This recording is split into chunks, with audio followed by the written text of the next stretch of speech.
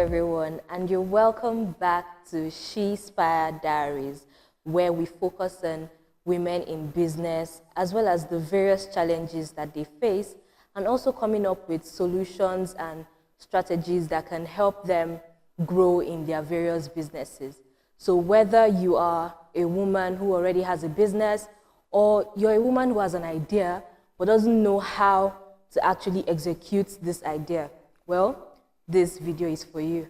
So my name is Olaya Anolu Queensley, and on today's episode, we're going to be looking at one critical area that is very important in every business. Although, yes, we're looking at women in business, but this is a very critical area that is very important in starting up a business, or even if you have a business already in place. And that area is funding. So it has been recorded that over the years, a lot of women-owned businesses have been put in place. But despite this number of businesses, you still can't compare it to the number of male-owned businesses that we have. And one critical issue that they face is in the area of securing funds to actually move their business or grow their business.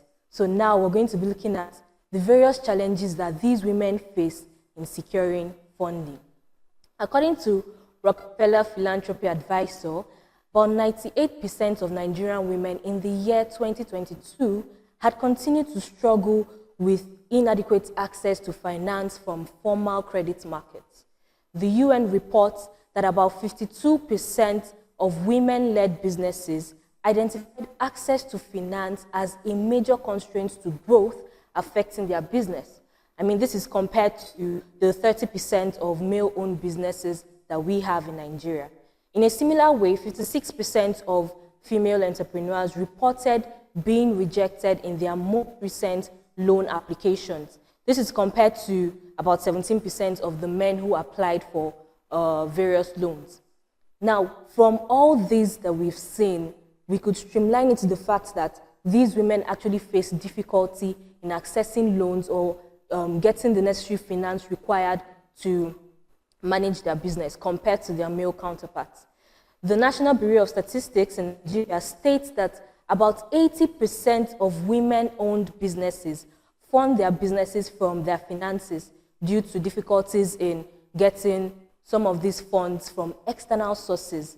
So this reminds me of a story, not really a story, something that happened with my mom when she wanted to start her business. She owns a waste management company, and I remember when she wanted to start that business, it was actually difficult getting funds, and I know she applied for loans, but she couldn't get. So she had to source for funds from personal sources, from her savings, and then from family and friends as well. So I remembered my dad actually applied for loans to actually back up what she had, and he got the loan. So you can see that in this case, there's some sort of gender bias in women accessing credit or loans from some of these financial institutions. So now that we've said all of this, what could be the challenge that these women face in actually securing these funds? Now, from my research, one of the challenges that I found out was problem is in the issue of getting collaterals. So we all know that, yes, when you're applying for loans, you have to have some sort of collateral to offer the bank or offer the financial institution. And in this case, a lot of women do not have collaterals that can be used in applying for these loans. So when I was reading through so many research and studies, it was actually seen that majority of women do not actually own properties, in the sense that some of them don't have houses or lands to their names. So in this case, you find out that it's actually difficult for them to get funding from some of these banks. Secondly, another challenge that they face is in the issue of low financial literacy. So we have a lot of financial literacy programs or financial education programs that are going on, and most times you see that these programs are targeted towards the men, and it's quite, I remember having a conversation with my brother, and he said something, although I'm deviating a bit, but he said something. He said, what is, I'm trying to put it in a way that he said it, but he was like, women don't have business in starting a business. Their only business is in the home.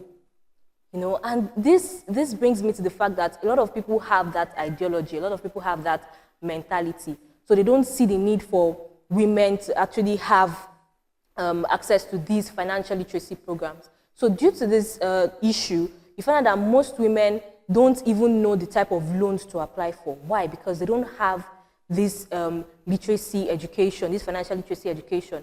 So they should know that there are loans they can apply for, there are loans that they can't apply for. So due to the fact that they don't have this literacy, it affects their access to getting, or it affects them in getting funding or the necessary funding to actually grow their business. And one last challenge that I found out was in the issue of network. Now, it has been seen that some of these women have smaller networks and less access to advisors to actually provide information on potential investors. So this can be seen as a serious challenge that could affect them in accessing funding. So now that we've mentioned all of these challenges, what then is the solution? So what are the strategies that these women or women in general can implement to actually help them access funding? Number one, build strong networks. Now, even in your daily life, networking is very important. Talk more of when you want to start a business. So make sure as a woman you network with people that have similar vision, similar goals as you. They can advise you on what to do, what not to do, steps to take, who to meet.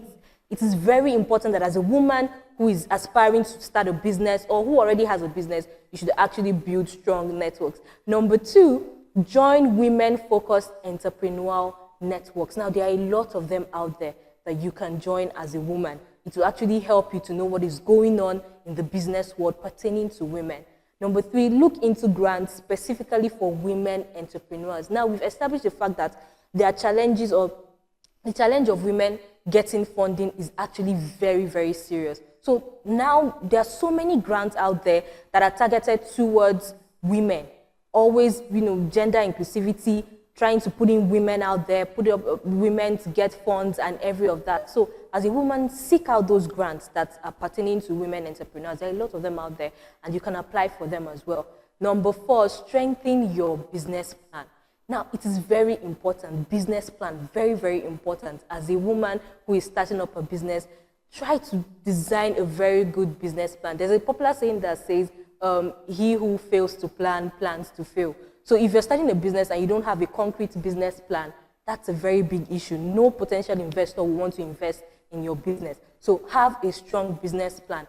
And now guess what? At G Consulting Services, we can help you with that actually. So come up, what is that business idea you have? You can bring it here and we'll help you derive or draft a business plan. And lastly, it is very important that financial literacy programs can accommodate women entrepreneurs so that they can make informed financial decisions. So programs on budgeting, bookkeeping, and cash flow management are very, very important. So women should be educated on these financial literacy programs, and you'll find out that this would actually help you grow your business, or even if you're aspiring to start one, it will actually give you that idea to move your business forward. So as we've seen today, securing funding as a woman entrepreneur is not easy. Even in general, it is not easy compared to women starting up a business. You can see that it's not easy. So now that we've identified these various challenges that women in business face in acquiring funds necessary to grow their business, it is very important to note that with the right approach, the right network, and a lot of persistence, you can turn your vision into reality. As I said earlier, whether you're a woman who already has a business or you're a woman who has the idea, but due to the fact that she doesn't have enough funding or money to actually bring the idea to light, then this video is for you. And I hope this episode has inspired you to take your next steps with confidence. So if you enjoyed this video, make sure to like, share, and subscribe.